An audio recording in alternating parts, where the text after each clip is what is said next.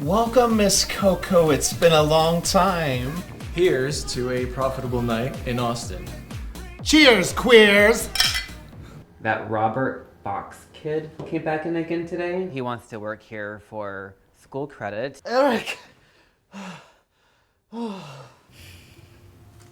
There goes my trip to Paris. I'll have Bowe stretch his monologue out for a few minutes until you relax and are ready to go. Code 3 response.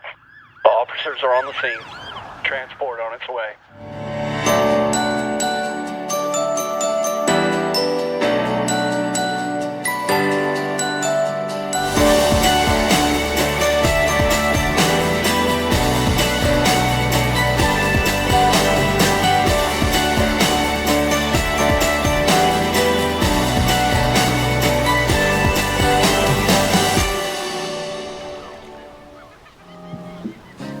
Thanks for having me over, guys. Robert, this is the best martini I've had all year. You want another one? You know what? I would like another.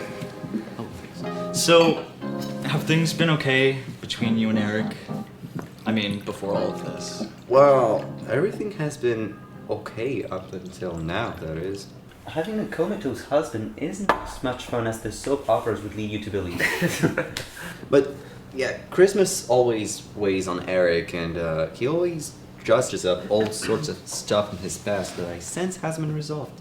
Have you thought of recommending Eric see a counselor? This isn't Eric. Once we discussed a couple we both knew going to the therapist together. He took a piece of paper and he wrote therapist on it, and he placed a slash between the E and the R.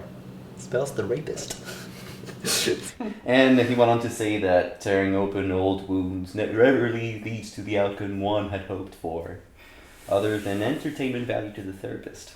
And how do you feel about this, Aiden? Oh, it sounds like you visited the couch before yourself, Bryce, judging by that statement. Robert, you've known Eric longer than either of us, and you guys see each other every day at work. Have you noticed any changes recently? You know, to be honest with you, I don't see him that much at work, other than the Monday morning meetings. You know, he was excited to see everybody at the party, and he didn't seem preoccupied or, what am I trying Apprehensive. to say? Yeah, apprehensive. You know, but except for the usual pissing contest with Alex. I never understood how two people who have been such good friends for 20 years have such tension between them. There's always been tension between them, hasn't there? Well, Phyllis and Robert, what's the answer here? I mean, they've known each other for a long time, and they've both changed a lot over the years. How so? Kind of started when something happened between both of them and Christian. There's no beating a halo. You're so bad, Aiden. I mean, it's true. Look, it's everywhere in pop culture. James Dean, Marilyn Monroe, Kurt Cobain. They've died in the peak of their beauty. Always perfect. Well, Christian was far from perfect, but I think I get your point. So what happened between them? I don't even know. It's between them. It was before I was in any of their confidence. But on the bright side, you know, if that thing wouldn't have happened, maybe me and Eric wouldn't have moved out to Los Angeles and branched out here. There's our silver lining. I hope Eric gets back soon, though. Things have been going crazy at the Clarion. Hold that thought. Jimmy just sent over one of his famous cheesecakes.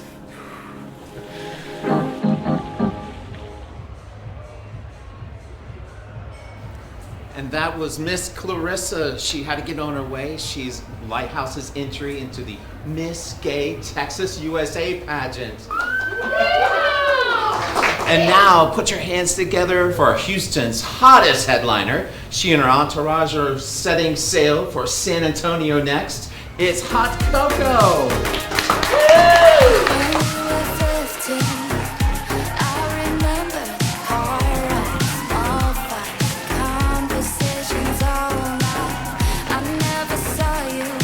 Anything more than friend, but now I see you in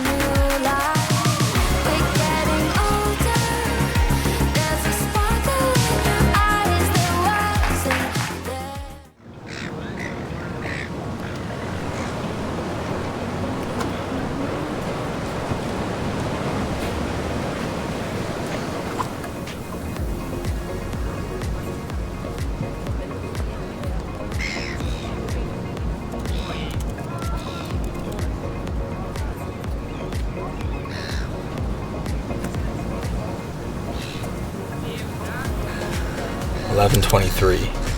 Good.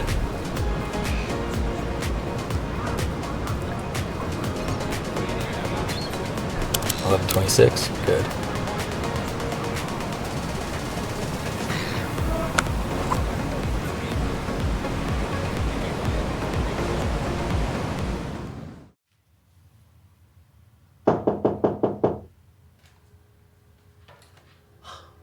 Come in. Boys. Hi. Carol in the front desk just waiting for you. I'm Robert Fox. It's nice to meet you, Robert. Pull up a seat, please. I assume by your shirt cardigan that you're attending college? Yes, sir. I'm a third-year undergrad. And what, may I ask, is your major? I'm actually majoring in English with a minor in communication with the hopes of getting into publishing after graduation. I see. Are you aware of the focus of the Clarion? I think so. It's the community's gay and lesbian weekly newspaper. That's correct. Any problems working for a fag rag? Well, I haven't heard it referred to quite like that, but no, none whatsoever. You're out then? Yes, sir. I've been out since high school. I came out to everybody that, well, was worth telling in my life. That's very impressive. I figured it's best to be honest, rather than worrying about damage control or keeping track of lies. Very good. What can you tell me about the Mattachine Society? The The Mattachine Society. I'm sorry, I'm not familiar with them. Right then. What about Magnus Hirschfeld?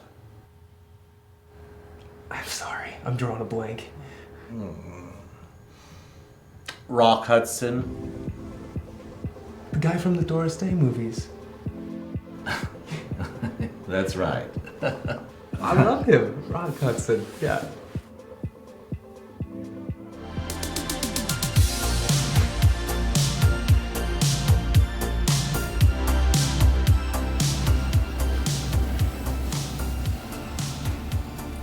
Good morning.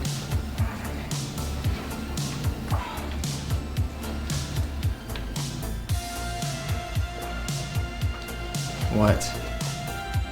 Just enjoying the view. Keep your voice down. Last night was amazing, that's all. Shh. Coco's still sleeping. When can I see you next? We're on a road trip. We'll be seeing each other every day. You know what I mean.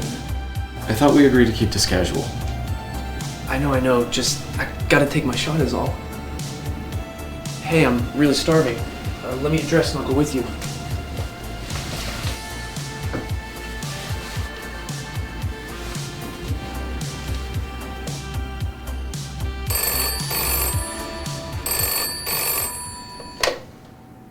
Hello? Yes. Just one moment. Yes, she is.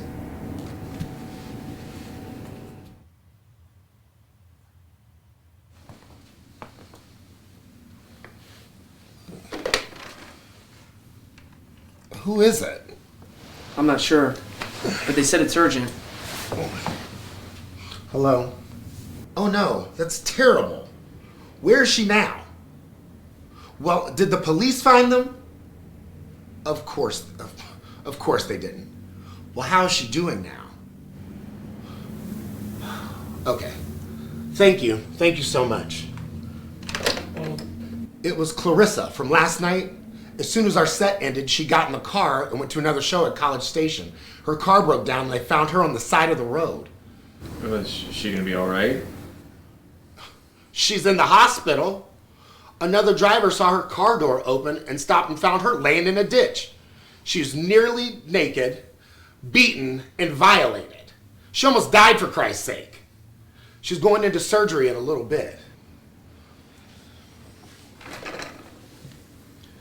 That was Miss Pepper on the phone.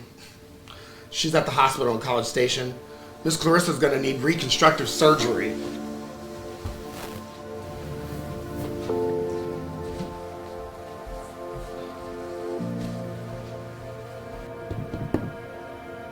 Ethan's staying with you, Coco. I'm gonna go get us some coffee and something to eat. I'll be right back.